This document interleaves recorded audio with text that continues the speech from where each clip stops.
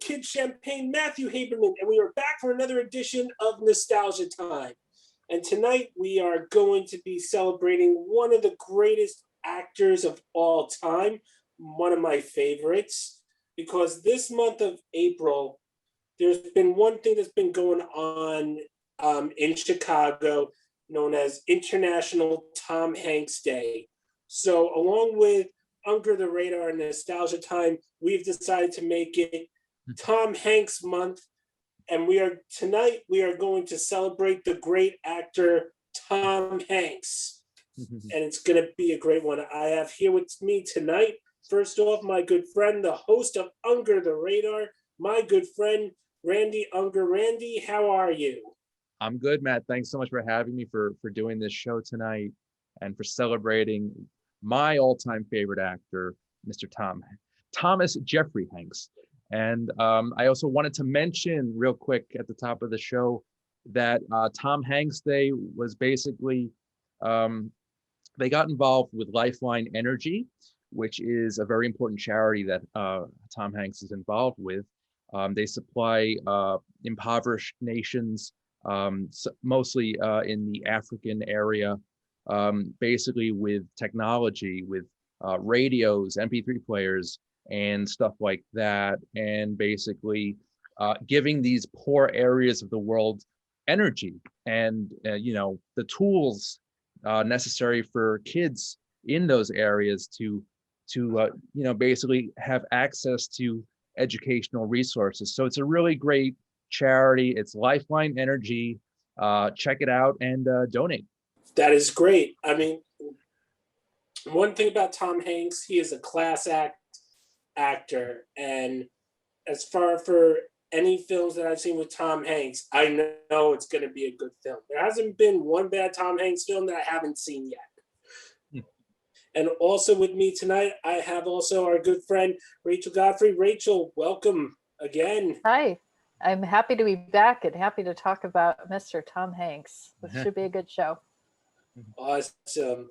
And also with me, the host of Cult Cafe and also co-owner of Pickle Island in Bayville, New York, my good friend Matt Roran. Matt, welcome aboard. It's a pleasure to discuss all things Hanks. He, of course, is also my favorite actor. So that's awesome. And now I just want to know that Pickle Island just opened up this month, and it's you've been telling me it's such a great concept that we have. Pickles, comics, movies, video games, and music. I mean, it's a great combination in the world. I mean, and right now, even like we got all kinds of Tom Hanks stuff too. We got Forrest Gump on VHS. We got Philadelphia on VHS. We got the Sleepless in Seattle soundtrack. The more music from Sleepless in Seattle soundtrack, both on CD. It's pretty cool. I think I have some DVDs there too, some Hanks stuff. But and pickles and other delightful pickle things. So, and I'm sure Tom Hanks loves pickles too. I wouldn't be surprised. And you know what, guys? We have another addition to the team right now. We've got Wilson, the volleyball here. He just wanted to say hello, and he'll be joining here for the rest of the show. So there he is, right here. Randy, I have to say, I also have to love the jacket that you're wearing, the Thank pumpkins. You. Now, for one thing, I will be talking about that, Tom Hanks is a great comedian and everything, but I even put like the Halloween Saturday Night Live when he hosts back a few years ago, I think it was 3-4 years ago. Yes, that was one of my favorite episodes of all time. And not only that, we've seen like in Halloween stores, we see the pumpkin suit. There's like no character or anything. But Tom Hanks made a character for the pumpkin suit. It took so long, but Tom Hanks put the pumpkin suit on the map and gave it a character. Any David- questions? Um, And the skeletons, we're a part of it too. I'm going to him. David, but if it, yeah, you just go all in on David Pumpkins. It's fine. You have any questions? We'll answer them. awesome.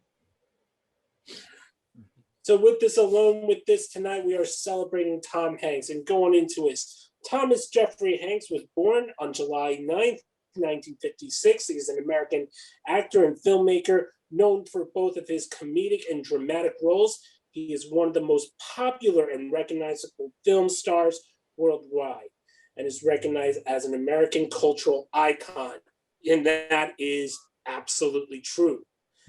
For most of his films, he grossed in worldwide over $5 billion in North America, more than $9 billion worldwide, making him the fourth highest grossing actor in North America. And we know that Tom Hanks has been in some of the great, some memorable ones. He is a two-time Oscar-winning actor, a back-to-back Oscar winner for his best actor roles in Philadelphia and Forrest Gump. And let me tell you something, Forrest Gump is one of my favorite movies. There's even a restaurant named after for Forrest Gump, the Bubba Gump Shrimp Company. Let's just put for the Bubba Gump Shrimp Company. Has any of you ever eaten at that I restaurant? can't say that I I passed have. by a whole bunch. Yeah, I think it's like kind of like a TGI Fridays type, not the best quality food, but you just kind of go for the atmosphere. And, they've got a good gift shop. And all those kinds of shrimp, shrimp scampi, shrimp nuts. Yeah. I can't speak for the one in Times Square, but I do know the one down at City Walk at Universal Orlando. They have a person in a shrimp costume that's just kind of hanging out outside of the restaurants. I don't really know why. They should, Surprisingly, Times Square doesn't have that, being that there's people dressed up as everything else. yeah, Right inside. or Got Statue of Liberty, but no shrimps. or at Got least Elmo, no shrimps. a guy dressed as Forrest Gump would make sense. But Just sitting on a bench Yeah. outside of the restaurant, yeah, that's it for offering people shrimp in a box. My mom said life's like a box of shrimp. Leave it on the porch, it's gonna get bad. Oh, Well, I've eaten at that restaurant. Yeah, the food is, not the greatest of quality, but and it is like all Forrest Gump nostalgia memorabilia, and then for the waiters they come, there's like the sign if you want them to come to you, there's a sign that says stop Forrest, stop, run Forrest, run. But and there's so much like mostly Forrest Gump memorabilia all around. I mean, hey, they made it out of a movie. They can make a restaurant. I would love them to make a restaurant out of Ghostbusters one day. ooh, Slide down a pole onto your table. yes, just convert a firehouse into a restaurant. I love it. But Tom Hanks is great. There's so many lines that I quote all the time from A League of Their Own. One of the lines that stands out from me: "There's no crying in baseball," and that's always been the truth. And he was the one. There's the funny thing is actually one of our chefs. I'm in culinary school, and one of our chefs actually has a saying that she always says with Bake Shop is "There's no crying in Bake Shop." To the point that there's actually a picture if you go to the culinary school's Instagram page, someone put it on their graduation cap. There's no crying in Bake Shop. Nice. But I will say Tom Hanks's line reads in that movie, like every line he just makes gold. Like you can't imagine, like you read the quote and you can hear it in his voice and the way that he says it. Yeah. Yeah. Oh, definitely. So my question goes out to all of you. First to Randy. Why do you like Tom Hanks so much? What does Tom Hanks mean to you? Wow. I mean, so I've been a fan of his for decades. I think Forrest Gump was probably the first movie I saw of his. 1994. I was 9 years old, and it was just such an epic, wonderful story, about this ordinary guy who has an extraordinary life. And I don't know, just ever since then, I've been following his career pretty much, and he's just very down to earth, very likable, especially his early work in the 80s. Splash comes to mind. That was his first starring role, and he was just so likable. And I really wanted to see where he was going in that movie. And even up until News of the World, a great performance, very powerful. And just like these situations that he goes on in these movies, just very interesting storytelling. And it's just putting him in the middle of it is great.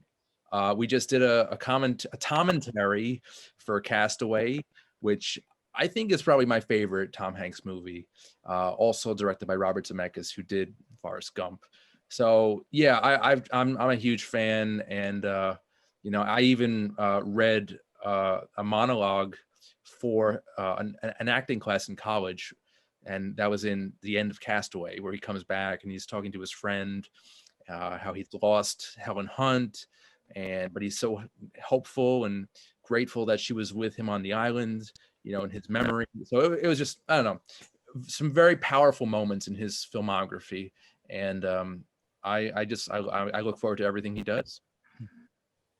I look forward to everything that Tom Hanks does and coming up in the future. I know some of his one of his future projects I will be talking about later in the show. But first, I want to get into Rachel. What does Tom Hanks mean to you?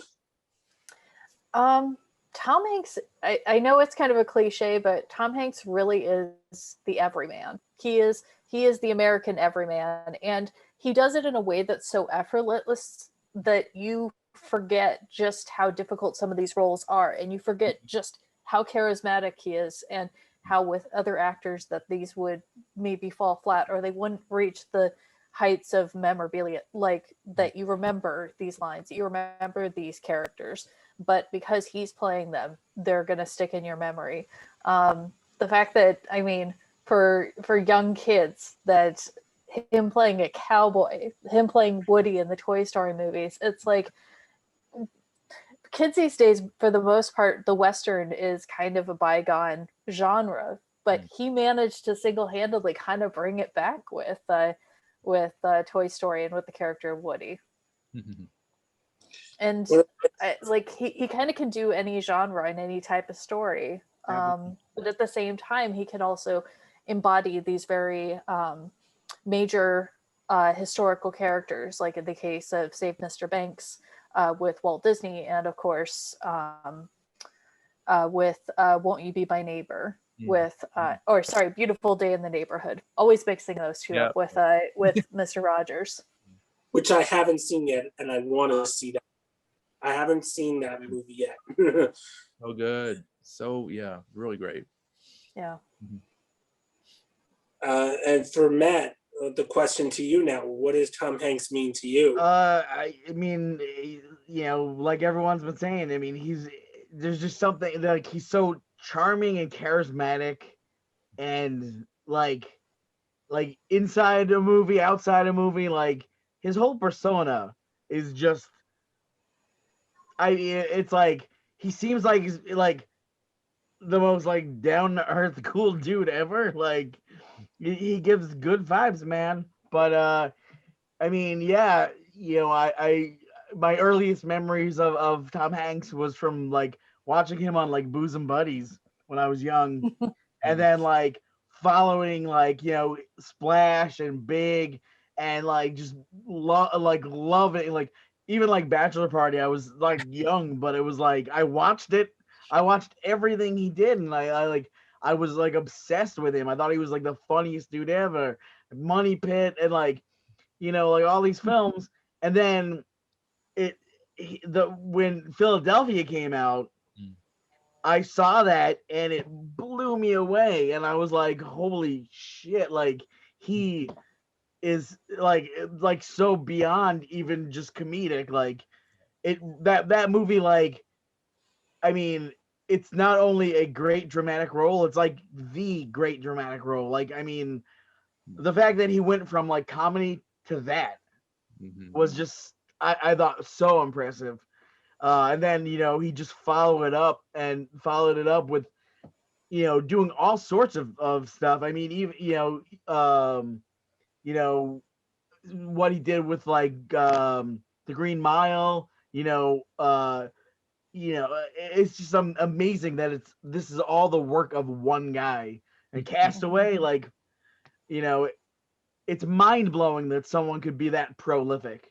And Mhm. it's like there are definitely movies of his that like I'm not that into.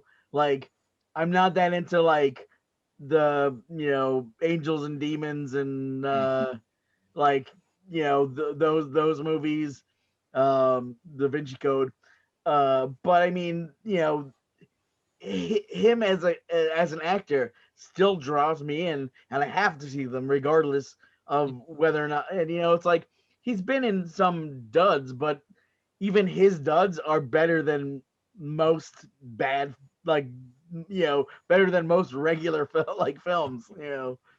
So his low points are better than some people's high points. Yeah.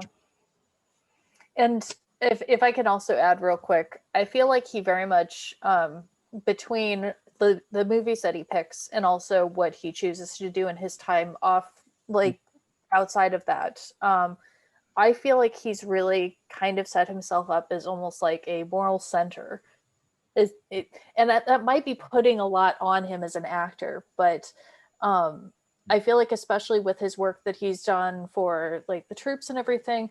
I don't know if you guys remember, there was a sketch that he did with Stephen Colbert where it was them putting together like this care package to send to the troops, and the notion of, oh, we got to get them ice cream, and they're like scooping ice cream directly into the box, and then they're like, and we got to send the puppies, and they're like, oh wait, no, we can't put the puppies in there, we can't, because the puppies will eat the ice cream. But I just feel like between those projects and of course things like Philadelphia and Green Mile that deal with these very heavy subjects that we're still grappling with as a country, of course AIDS and the death penalty and civil rights and everything. I I feel like he has set him up as being kind of like for American film goers, that it's like you're our best and brightest, and we look to you, that sort of thing. So Not only that, for some of the roles that he plays for historically, I mean, from his latest roles, he'd been getting to some historical characters. Yeah. From getting back into it, and we'll be talking about from his time as Walt Disney, to trying to think, Mr. Rogers, Mr. Rogers, Captain and, Phillips. Yeah. and soon, which is coming up, which I'm going to put into this. He will be in the movie Elvis. He'll be playing Elvis Presley's manager. So basically, it could happen. That thing you do, mhm. but with Elvis. Okay, I could get behind that. And Yeah, it's crazy too that it's like that's just thinking of him as an actor, and then it's like going off of that thing you do, like directing. He's directed a bunch of great things, produced. I mean, Band of Brothers. You Yep. know, also produced John Adams as well. yeah, From John the Earth Adams, to the Moon, like great miniseries. He's from Earth to Moon. He did the Pacific. Pacific. Yeah. He did all those. They did the CNN the documentary series covering all the decades, like 60s, 70s, 80s, 90s, 2000s. He was a producer on all those. Wasn't he I the narrator on one of those, or he was? I think so, yeah. Yeah. And then he even started Playtone as an actual record label for like soundtracks and other things. So I mean, it's just Let's not crazy. forget also his role of Sully, Captain Sully, and Sully, and also Captain Phillips. So he's been in a lot. He puts these stuff in some based on true roles. So the more things that I also think is that I think he would want to be a historian as well. Because I think one of his hobbies has to be history. Oh, well, yeah, he actually is almost an expert on NASA's history and manned flight. And that's basically what got him the job in Apollo 13 to play Jim Lovell. Yeah. Originally, they wanted Kevin Costner because he looked more like the real Lovell. But then Ron Howard's like, Tom Hanks, I worked with him in Splash. He's pretty much an expert in NASA. Yeah. Let's give him the role. And he did a great job. So, wonderful film. That's great. I mean, for one, his reputation is highly. You can't top. No, I don't think anyone can top Tom Hanks. And if there is someone that there's only someone else that comes to mind, Tom Hanks, that can do these great comedic roles and these great serious roles. One other actor that comes to my mind with this is Robin Williams. Yep.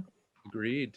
I would say Robin Williams is definitely up there. I would say Michael Keaton, whose career should have been much bigger, and I would say even Jim Carrey is very, very capable of doing the same.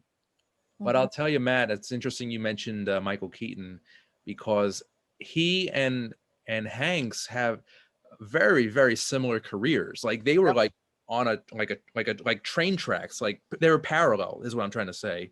Yeah. They both started off on TV. They both started off doing comedic films, and then they kind of, gradually got into more dramatic stuff. And they are about the same age too. And both play like pretty much almost always play everyman roles. So very, very similar career paths for both of those actors. That's definitely true. And hopefully for Tom, I hope I can another Oscar caliber film. I mean, let's face it, most of his films have been Oscar caliber in ways. It's surprising he won twice. Let's make it a third time. So going into this, we have some great films that we all loved of Tom Hanks. One of my favorite is Big. And it holds a few little things in my memory for Big.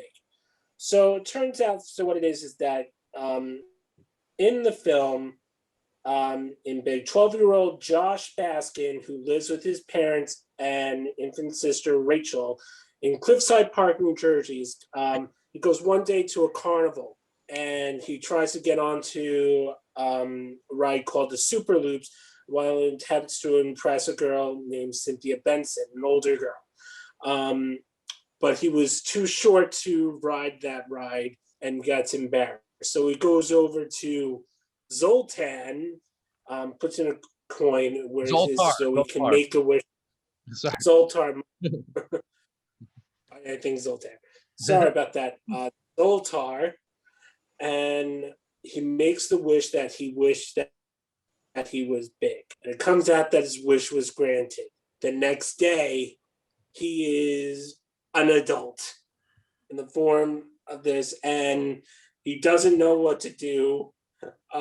His parents are like scared out of his mind, so he leaves Cliffside, Jersey. He rents an apartment in New York City, and he gets a job at a toy company. And he has like these ideas, and the owner of the company, Mr. Macmillan, and so he goes and is impressed with his ideas, but knowing with the carnival that he knows he has to get back to himself, and then he comes out to it where he makes the wish that he's back. I mean, it was such a great. It was one of my favorite films is Big, and one of the most iconic scenes is the FAO Schwartz scene where they're in that toy store. He's on the key He's on the We've piano. all been there. That's great. And when I went to the old FAO Schwartz when it was around, Yeah. you know, like they filmed it. This is big, and like you like, oh, I'm on the Yeah. piano where they shot big. You can't not do it, right? And I think they sell it. They sell that on online or yeah. It's not the same. You can get like a big piano, but it's not the same as the Right. one in the They've got the FAO ones Schwartz.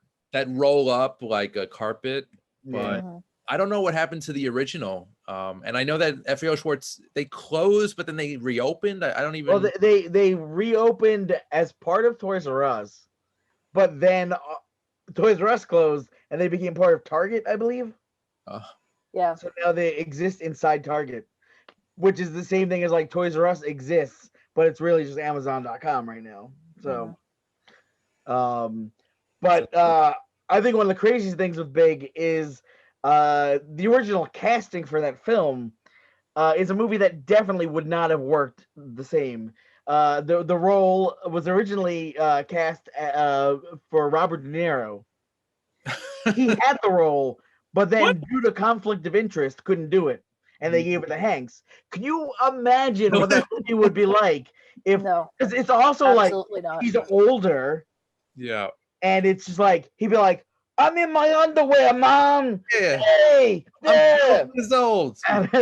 And if you've learned anything from watching most things with Robert De Niro on comedy, they don't often work.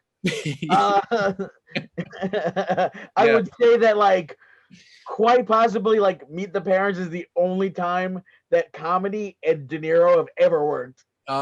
And analyze this, I'd say. I guess, yes. Yeah. Not analyze that, because that's just Right. But yeah, it's like comedy, it's like, oh, like I can't picture him playing a small boy. that Like, was Yeah. one of the biggest mistakes, ever. and that's like usually how it like it's like one of those things where it's like, oh, thank God he had something else to do, and we got Tom Hanks in this role, and we don't have to think somewhere out there in another universe there's the image of Robert De Niro and tidy whities that are way too small coming out of a bunk bed. So like, here's what It's somewhere. The image is in my head. Somewhere. I'm thinking of it right now. The image is I know. Damn it. I could see that right now as Tom Hanks being the Hollywood superhero. Yeah. Well, here's another weird random casting decision. They wanted, I think Bill Murray was in contention to play Batman in the 89 movie. Yeah. So weird. That would have been extremely weird. So, I mean, I'm intrigued. So. That I would watch. Big with De Niro, not so much. Rachel, what did you think of Big? So I like Big a lot. It's been a while since I've revisited it. I think that it would be so much of a better movie if they didn't randomly have the sex scene in there. That just weirds me out on so many levels, and I can't really get past that to really love the movie. Like, it's the thing that I like it and I love individual elements of it, but when I think of it as a whole, it just skeezes me out. I never thought, when I was a kid and I saw the movie, I never thought about it. It never dawned on me. I watched it as an adult and was like, what the fuck? Yeah. Yeah. And I'm like, the whole premise, I'm like, oh my God. I'm like, this woman needs to go to jail. Like, Statutory rape. Yeah. I was like, oh God. Yeah, and it's weird then that like you have all these really cutesy elements and things surrounding Yeah. it, and this sort of like coming of age story, and you really didn't need it. It Like, you didn't need have that. to be in there at all. Happened. So And- And it's it's like also just like it's just so weird. Yeah. Like everything about it is just weird and it unnecessary. Right. Because the movie as a whole it's a family comedy, basically. Yeah. And then they Yeah. throw that in. It just does not make sense. Like, Penny Marshall, what are you doing? Like, I'm making a movie. What do you want? ah. the big stands out as my own. Another film stands out to me, one of my favorites. He won an Oscar for Best Actor for this one in 1995, Forrest Gump. Now, with a Forrest Gump, it says a man. His name is Forrest Gump, as we know. It starts out sitting on a bus stop in in North Carolina, was it? Yeah, I think it was. And just starts talking to a random stranger, and we know what the line it is. Life is like a box of chocolate. You never know what you're gonna get. And he starts talking about how his life, we living from the times for how he was named, which really is for who he was named after was so horrible. Nuts. But then, he goes into his life, trying to meet his childhood friend Jenny. And after years for Jenny's history is just, pretty sad too.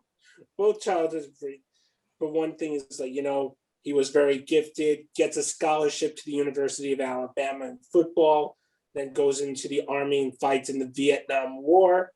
We also know that he relives at the time during the time with the protests for the Vietnam War as well, meeting presidents like JFK and Lyndon B. Johnson. It was a really historical movie, and it was one of my favorite movies because it just tells the times of this is how he was living in, just and for all that this guy's done, he had a disability and he overcame that and became quite successful and learning to live with that. It was just great, and it stands out as one. And this is one I think of Tom Hanks' most serious roles to date. And when I can think of Tom Hanks, Forrest Gump comes to mind. Yeah. It's easily one of his best films because it spans so many historical moments in our country's history.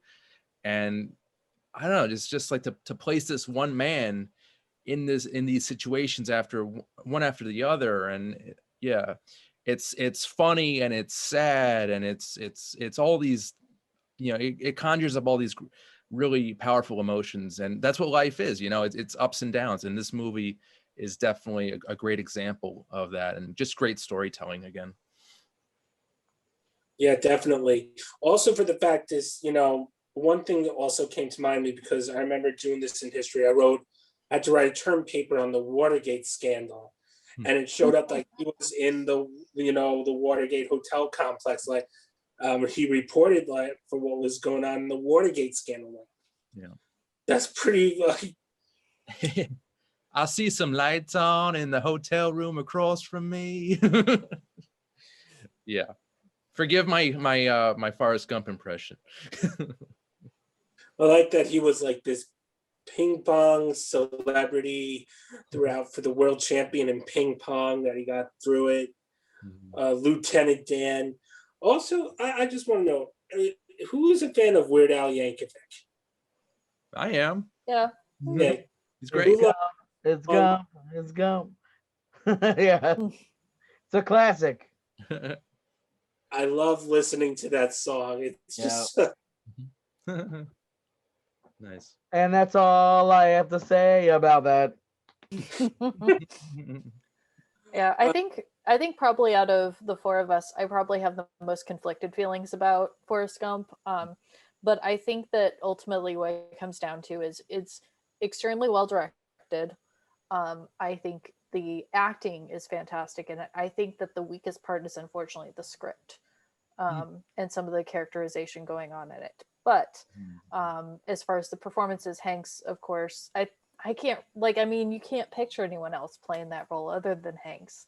It's just the voice, his demeanor. He's also just comes off with this warmth and non-threatening nature that who else could do that? Yeah. I'm more along the sides with Rachel where it's like one of those things like I do think the script is lacking. You know, overall it's not really a movie I revisit often. I liked it when it came out. I've listened to the soundtrack more than I watched the movie. It's a great 2-disc soundtrack. I mean, the movie is definitely enjoyable and has its moments. I just don't think it has a high watchability for me. I don't know. Yeah. I didn't love it. For me, that's like maybe a once a year viewing. Yeah, I think the last time I actually watched Forrest Gump in its entirety was maybe like 10 years ago. Really? And I would have I wanted to go see it when they re-released it in theaters, just to like have that experience again, because that's how I first saw it. And then but any of the theaters around me didn't play it, so I just didn't see it. Yeah, I mean it's good. I mean, it's like one of those things I feel weird that like Philadelphia I will watch anytime I see it on, and like I've watched that movie so many times, and it's like you would think not a movie that's very rewatchable, but it's just so good. Like that to me is like that's cinema, you know, where it's like, but like Forrest Gump, it's fun and Yeah. it's light, and you know, it's like, I mean, it's also heavy at times too. Yeah, and I Jenny think that's also to storyline. Hanks's credit that like Yeah. because he's so good at both that he can Yeah. kind of make you slip from like these extreme tonal shifts that are in the screenplay of Yeah. 1 minute we're in like war and like people dying everywhere and the next minute, oh fun, we're gonna have a boat with shrimp and Oh, and you it's know, also like a war, but then you see Forrest Gump running through the war, and you're like, mhm. what? And I mean, yeah, the stuff with Lieutenant Dan, it's like all this stuff that should be like so miserable, and then it's just like the goofy son of a bitch, just like Lieutenant Dan, you got legs, like you're just like oh Forrest. It does kind of go all over the place in terms of genre. Yeah. But when it does go to the dark places, to the really depressing moments, I'm thinking of the death scene of Bubba, which Oh yeah. Oh, I will always cry whenever I see that. It's oh god that Yeah. yeah, that scene is just so sad. Yeah, and I'll give credit to the actor, McKelty Williamson, who played Bubba. Oh yeah, he was great. Oh, they were just fantastic Yeah. together. They I great. mean, yeah, that cast is great, and yeah. it's like if you know those were acted by any other actors, like you know him, Hanks, Sinise, like Mm. you know it wouldn't have Yeah. worked. Yeah. Yeah. Robin Wright takes a character that's so in my opinion, so Yeah. poorly written and so Yeah. thinly written, and just brings so much life and so much Yeah. empathy to her character that is nowhere in the script, but she pulls it and like just yanks it out. Well, she's great at that. Like I feel like a good majority of the movies she's done are poorly written, and she prevails. Mhm. And you know she should have more Oscars because it's like she single-handedly saves so many films.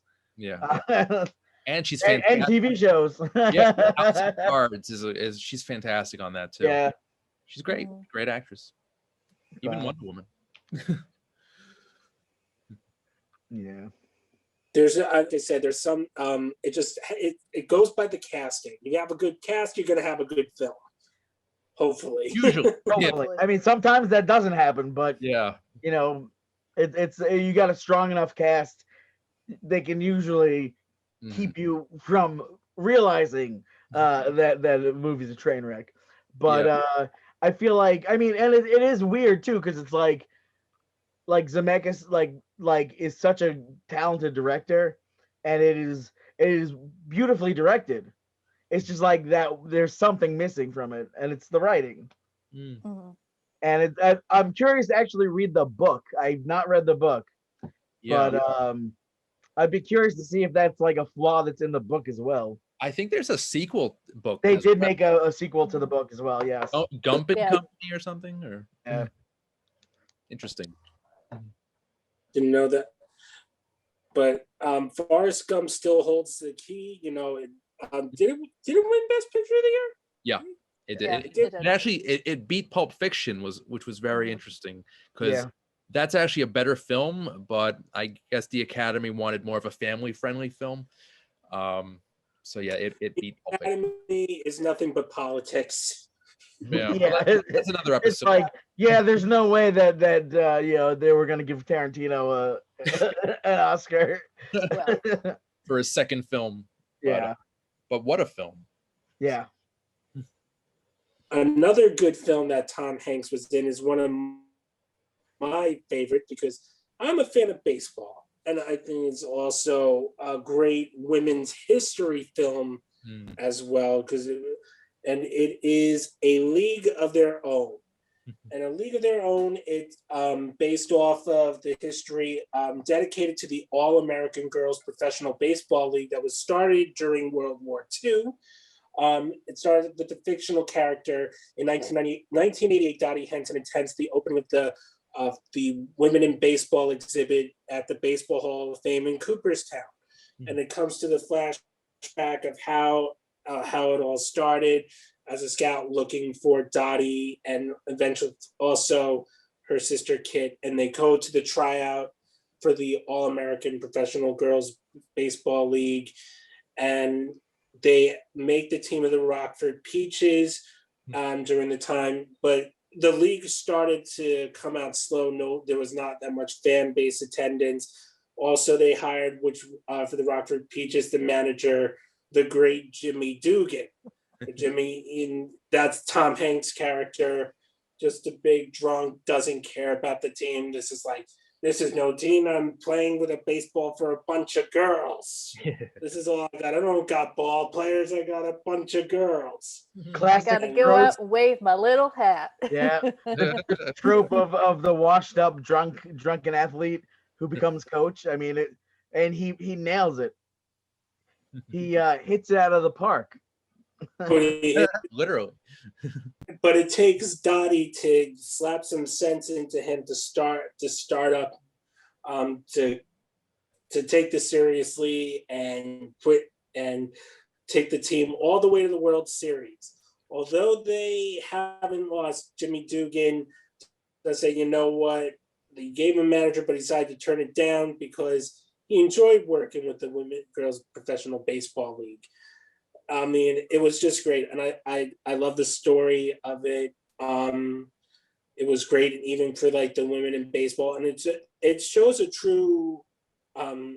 It's such a great story, and I just love it, and I love how Jimmy Dugan was like, and I said this line before, like he made this line. There's no crying in baseball, and you still hear it when you go to a ballpark at a Yankees game or at a San Francisco Giants game every day. There's no crying in baseball. What a great film. And yeah, I believe this was Penny Marshall's follow-up to Big 4 years later, 1992. Also, the screenplay is fantastic. It's so funny. It's written by Lau Gantz and Babaloo Mandel, who are they did, both City Slickers films. They did Night Shift. They did Splash, and they just write characters really, really well, really funny, really down to earth, and humor that comes out of left field. But also, I want to mention the score real briefly, done by the great Hans Zimmer. This was obviously an early score by his. He had not won his Oscar for The Lion King yet, but just a really fun, energetic score here that is just so appropriate, so fitting, and it's just a great score. And it just adds to everything, that all of the elements come together in this film. And yeah, Hanks is fantastic as well. Oh, he was.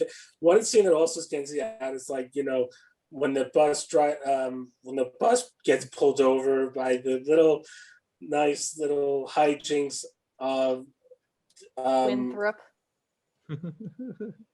and Stillwell Angel, and then Lou quit, and then it's like Mr. Dugan, like what's like drug, then what's her name? What was the character's name? I forget it was.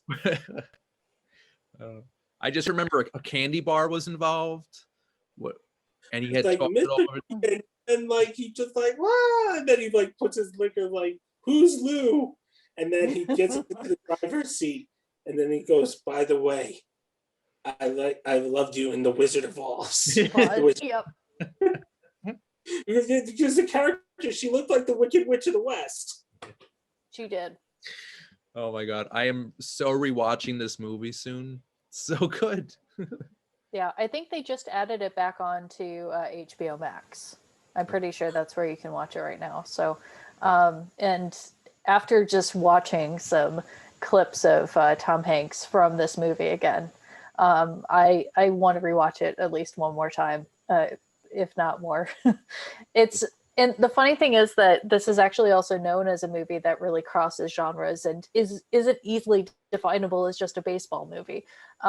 Like there's a joke in the show New Girl where one of the male characters refers to League of Their Own as a baseball movie, and the female characters are like, "No, it's a story of sisterhood. No, it's a war movie. No, it's a comedy." Like that, it's like that they jump to all these other genres first. And then down at the end of the bar, there's a guy singing "This Used to Be My Playground" by Madonna. Which Madonna starred in that movie. Yep. Also, Bill Pullman Yeah. was in that movie. Yeah. This is just, Johnny I guess Husband. you'd call it a baseball dramedy through and through. Yeah. I mean, Yeah. I can't think of very many films that are just like this perfect. It's like one of those absolutely like the writing, the acting, the directing, the score, everything down to the the costumes, like everything about this movie is absolute perfection. And you know what? I wanted to mention. I've been mentioning this a bit the past couple of weeks in the commentaries, but I consider A League of Their Own the bridge between Hank's comedic work and dramatic work. Yeah. Because right before this, he was doing pretty much nothing but comedies, and then the year after, he wins an Oscar for Philadelphia. So this is the bridge, I'd say. Yeah. Yeah, I also think it's his Where best like that work. turning point is. Yeah.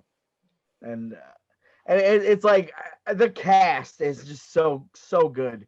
I mean, like I love me some Gina Davis. Like I think she's one of the most underrated, most wonderfully talented actresses out there. And like she's one hell of a lead in this. And but it's like even like everyone in this movie feels like a lead, which is great. It is an ensemble cast. I mean, Rosie O'Donnell and Madonna are even great. Like everyone does their part. Lori Petty. It's John Lovitz is in it. You gotta love Yes, that. he was the scout. Yeah, he was the scout. I mean, it's just so good. Also, It was great. probably We did it for Call Cafe, and a bunch of people came dressed as the Peaches. yes. I loved it. It was great. That's Also, cool. probably the funniest peeing joke outside of Austin Powers. Yeah. Yes. Classic. And also, John Lovitz was in Big in a very small role. Yeah.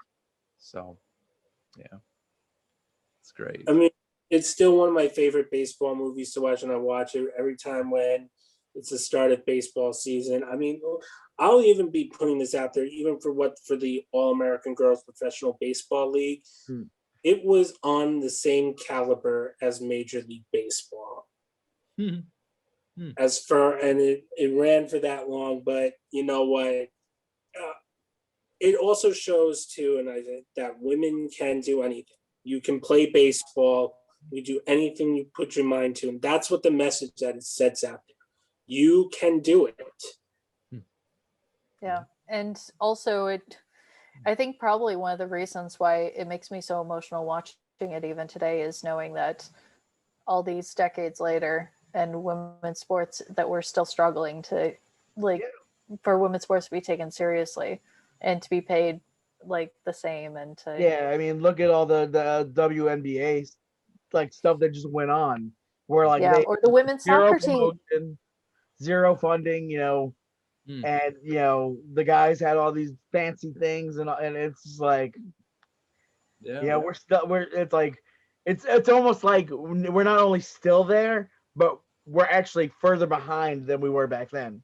Yeah, and I think that again speaks to that Hanks picks a lot of roles that really have something to say with Yeah. the movie, but not ones that necessarily are preachy about it. That Mhm. it's just by good storytelling that you can change people's minds. Definitely. Making you aware of like the real history, behind, yeah, it's incredible. It's just And like, after Philadelphia, wasn't there there was a lot of like more attention given to people with AIDS and HIV? especially in the workplace, Yeah. it kind of, it really like opened the doors on, it kind of me too'd a lot of businesses, Yeah. like, because that, like, Jason Robards' character in that movie is like every like company was like that, where Yeah. they're like, oh, like, you've got AIDS, get the fuck out of here, like that panic was real, and it was, more dangerous than the virus, it was, it just, it's such an insane time. Yeah. Mhm. And even though another thing before I go into other historical roles that he has, and this one is actually one that a role that actually has changed the industry in animation. And I'm talking about Toy Story. Toy Story was the first computer animated full length feature film produced by Pixar and distributed by Walt Disney Pictures. Tells the story of toys, and it goes tells the life of one of Andy playing with his favorite toy, Woody, played by voiced by Tom Hanks himself. And it shows, that he, enjoying being a toy, being the favorite toy and the leader of Andy's toys. Until one day on his birthday party, he gets a new toy, Buzz Lightyear, voiced by Tim Allen.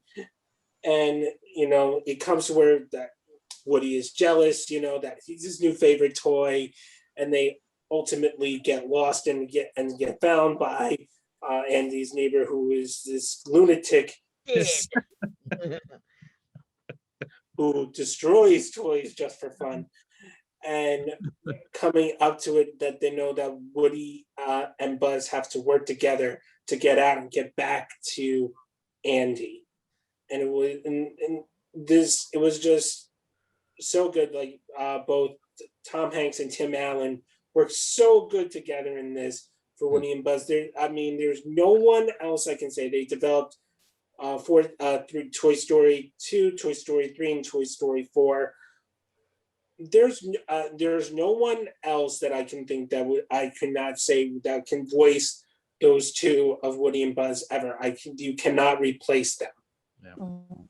And also, who was part of that too is also who we discussed about, Jim Varney, who was in Slinky Dog. I mean, I love Toy Story, and it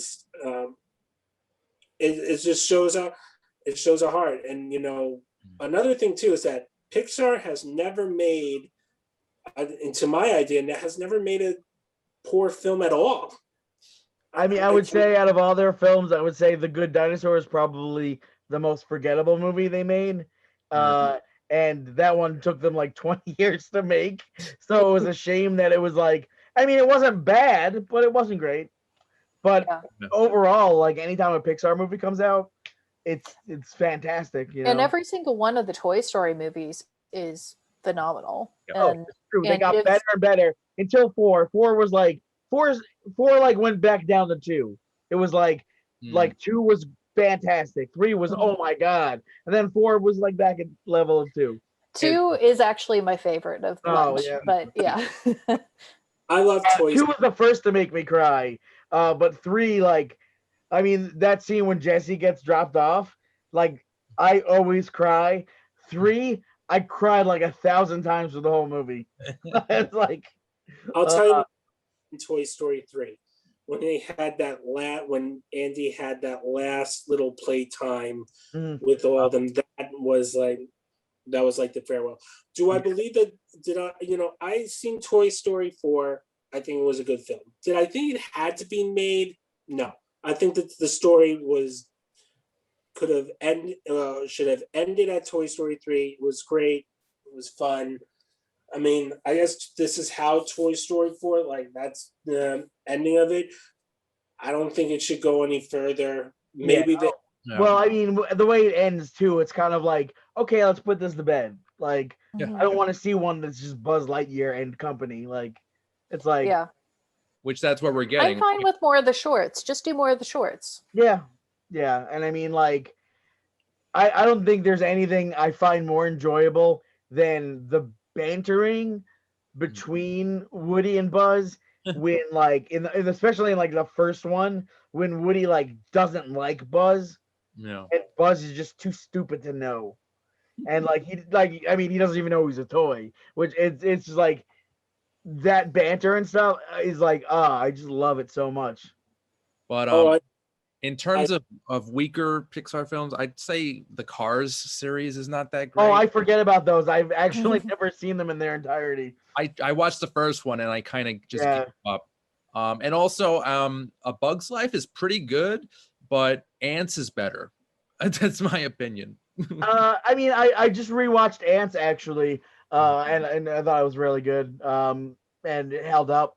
Bugs Life I haven't seen in a while. But it's like good, but it's good. It's like 90s good.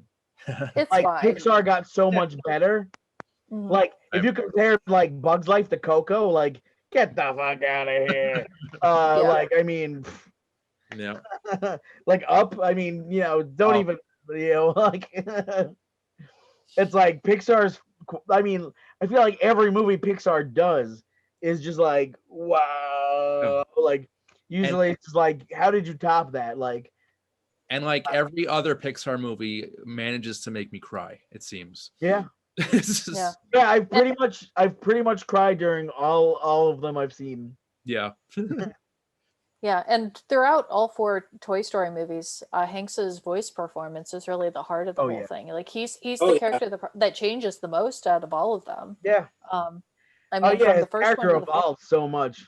Mhm. if there was anything that it is that Tom Hanks put it is that Woody is that dedicated toy. He will help all toys. He will go and help everyone else before himself. He was, I mean, he was a jealous toy, but he was not a selfless. Woody was not a selfless toy.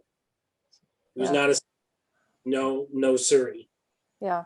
And I think that's why I really liked the 4th one, because it's finally it being put on him that it's like, well, what do you actually want? Yeah. That it's not just that he's going to go along with, whatever his owner wants, because, well, I'm going to be their toy until they, pass me along to whoever my next person is.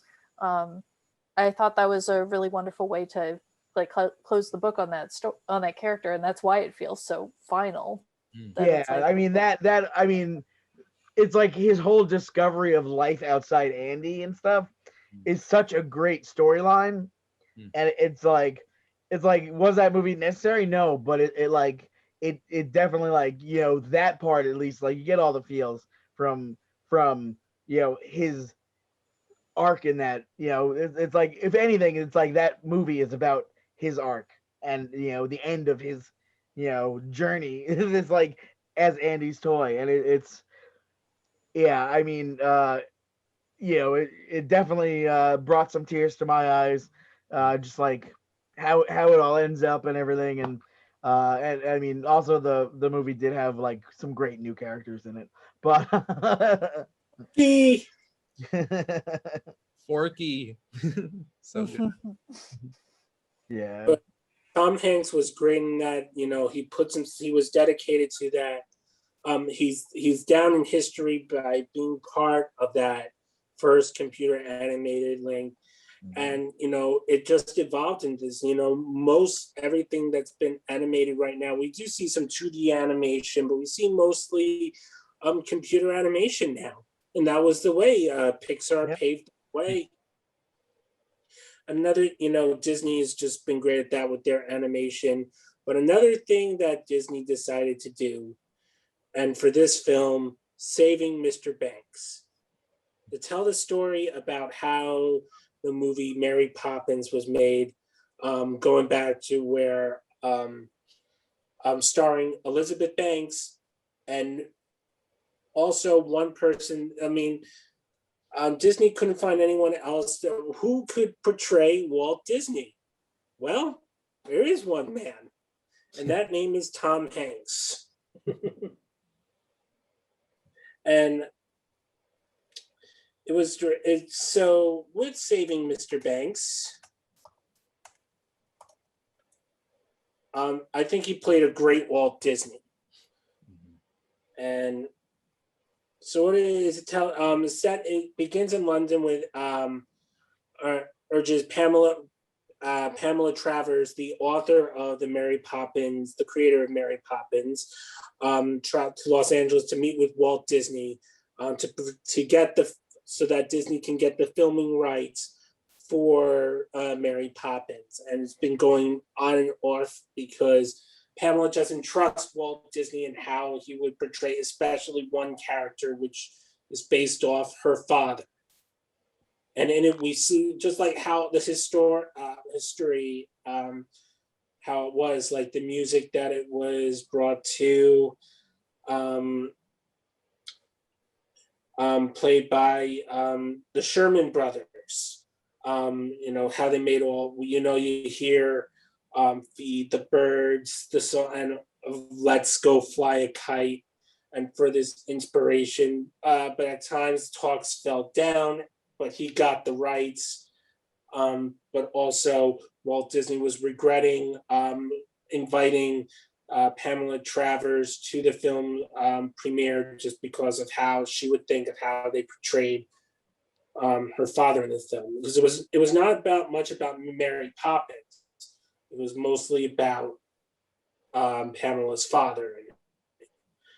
But I can tell you, if there was anyone that I can think, Tom Hanks played a great Walt Disney. Do you guys agree? I would absolutely agree, and I think that smartly, Hanks played him very charming and very that you could see like the little bits that we associate with Disney, with the mustache, with like just like the way that he dressed and everything. But it didn't ever it also felt like there was a knowing in the performance that it's like, this is the face that he puts on to everybody of the hey, I'm Uncle Walt and everything. But there's a little bit there's this sinister businessman that's beneath the surface, especially with his dealings with Travers. And really the movie is much less about the creation of the movie of Mary Poppins and much more about two creatives and of Walt Disney and of Travers and their complicated relationships with their fathers. And they took a lot of artistic liberties, of course, with the actual history with that. The truth is that they both did have complicated histories with their parents, but they didn't. A lot of the conversations and things are entire fabrications. But I do think it's a really interesting fictional exploration of, what might have been. I loved how they went into like one of the most memorable scenes is where Tom Hanks, Walt Disney, and PM Travers were in Disneyland, where they had to make a bet that he couldn't get her onto the ride. They did the carousel in there, and I think it was just seeing that Disneyland throughout those years, just seeing like how it's so evolved right now into this worldwide destination. It's just incredible.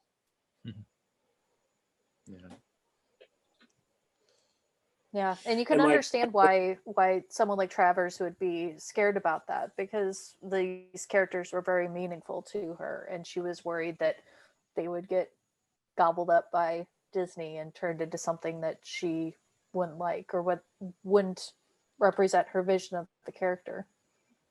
Well, I mean, to be fair, all Disney movies, they kill the parents off, so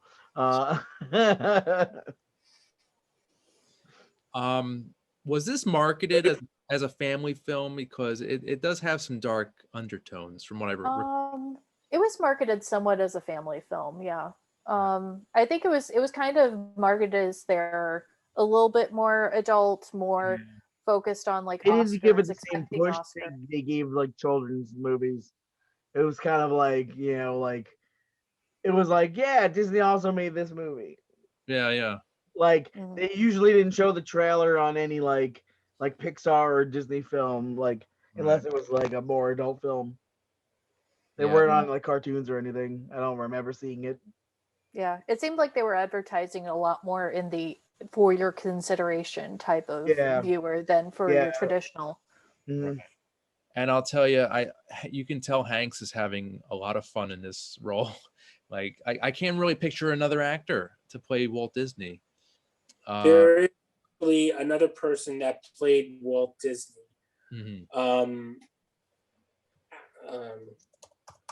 I think it was another movie that came out that year, actually. yeah, it was called Walt Before Mickey. Mhm. Okay.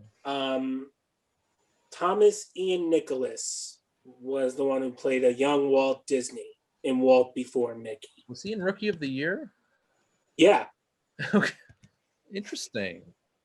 Yeah, definitely playing a different era of Walt Disney. Yeah, he's a lot younger than Hanks. I could see that though. Matt, And have you come across that one in your travels? No, I have not. I haven't gotten that far yet. I mean, so I'm still in the 90s. So Gotcha. John Heater played Roy Disney in Walt Before Mickey. Was that? Napoleon Dynamite. Napoleon Dynamite. Yeah. God, I wish you played Walt. And I'll give Emma Thompson a lot of credit because she's pretty perfect. And I mean, she's usually this kind of like uptight businesswoman, and I think she's perfect in this role as well. So I give her a lot of credit. Mm-hmm. It still goes down to this, and still one of my favorite because I'm a Walt Disney fan. But seeing like someone portrayed there's someone like there's only in my mind there's only in that kind of role for Walt Disney there's only two people that I think that can play Walt Disney: Tom Hanks and Walt Disney. Well put, sir. And this is this is gonna be our last film review discussion, but this one is actually one of my favorites as well. And it is Catch Me If You Can, directed and produced by one of my favorite directors, Steven Spielberg. And it portrays of the story of one of the greatest con men in American history, Frank William Abagnale Jr., starring Leonardo DiCaprio, Tom Hanks, of course, Christopher Walken, Martin Sheen, and Natalie Bay. I think it's one of my favorite American. It's a crime history story, but it's one of the so good.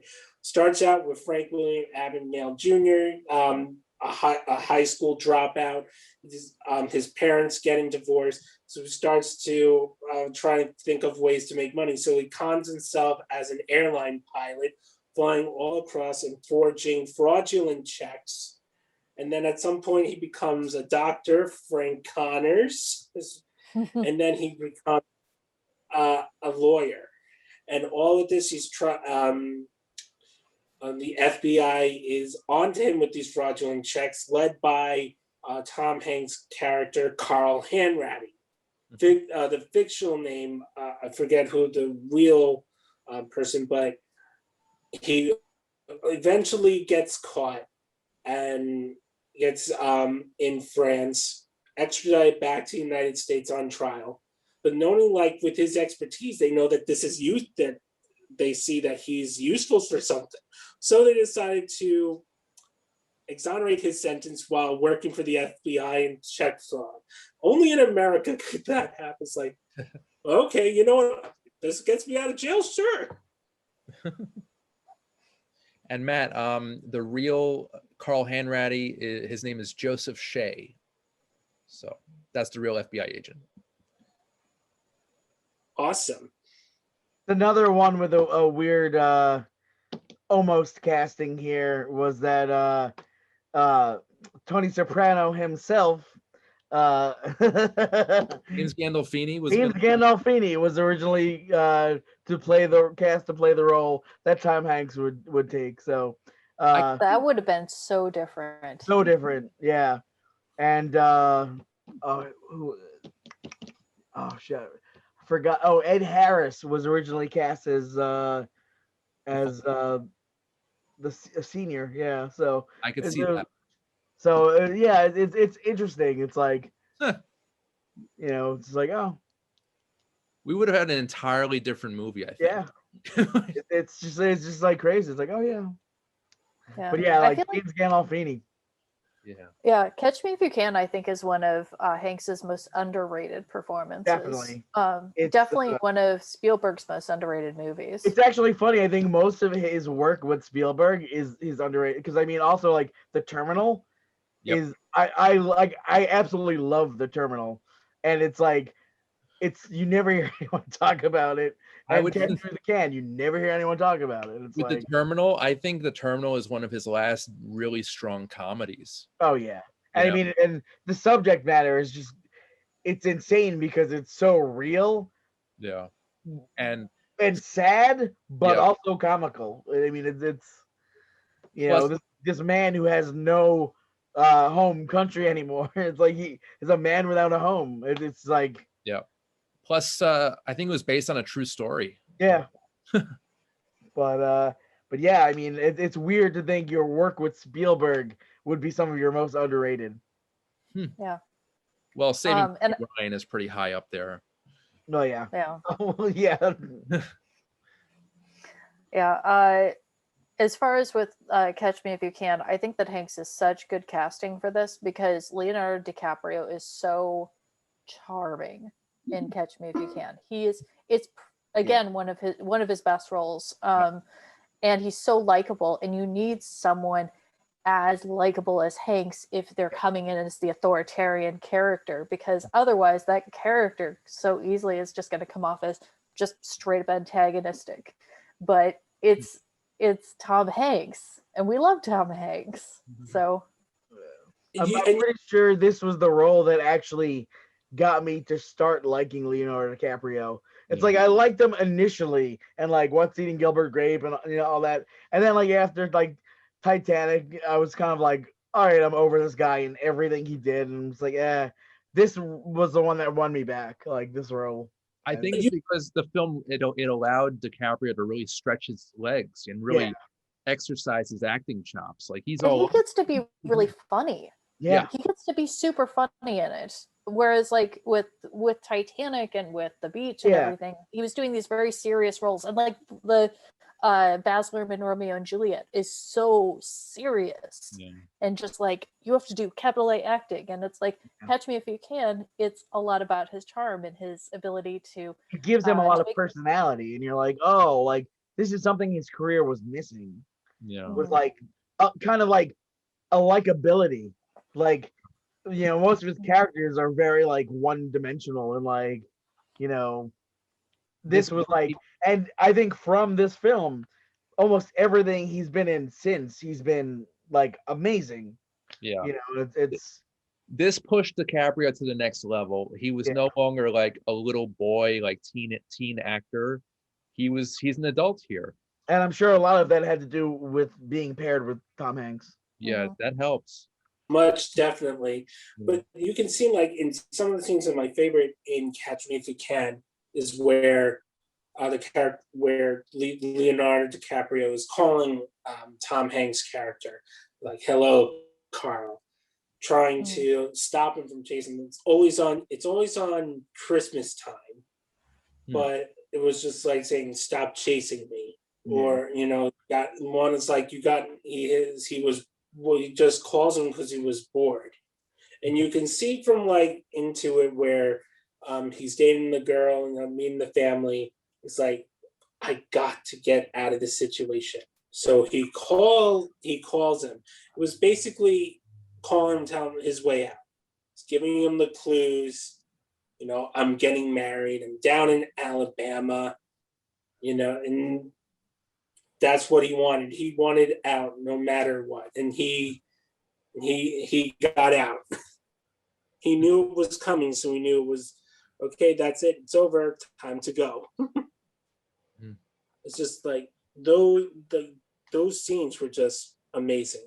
And that's why Catch Me If You Can is one of my favorite for Tom Hanks, because they just worked well together. You put the combinations that you have with Tom Hanks.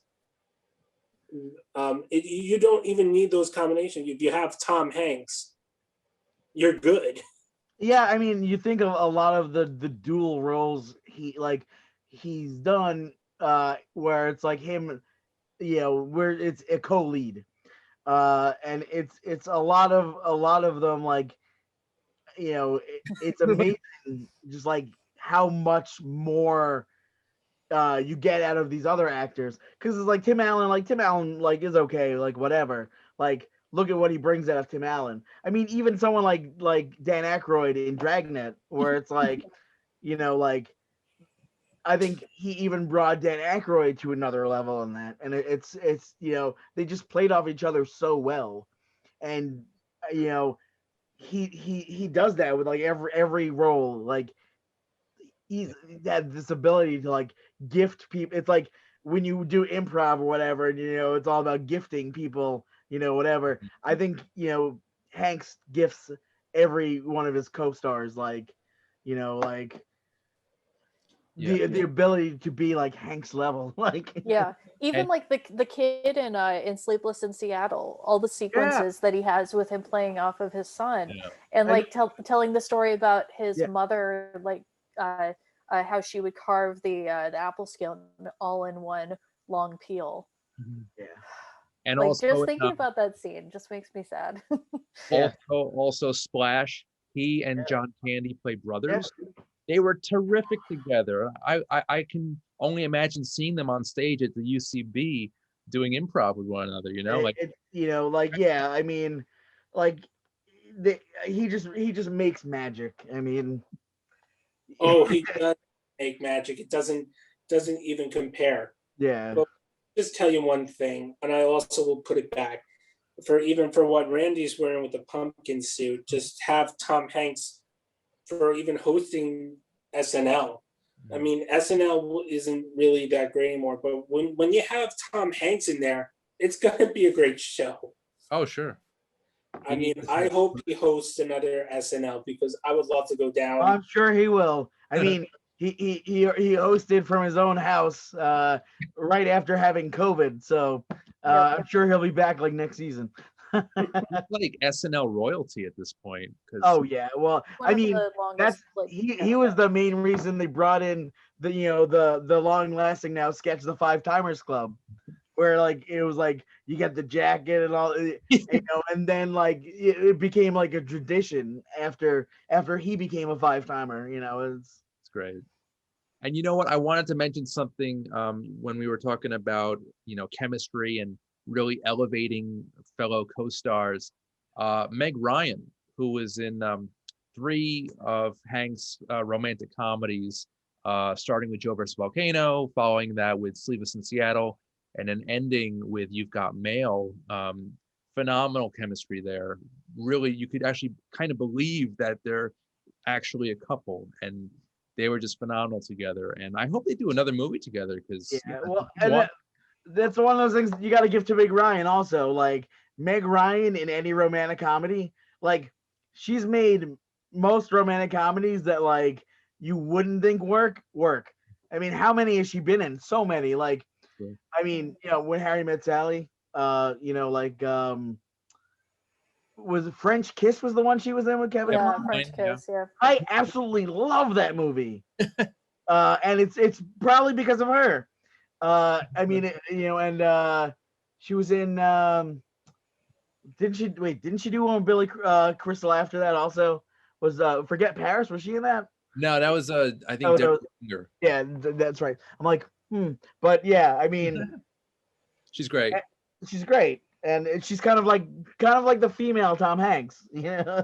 And you know what? It's interesting because in Castaway, Hanks was paired up with Helen Hunt, who also had great chemistry with Hanks. Yeah.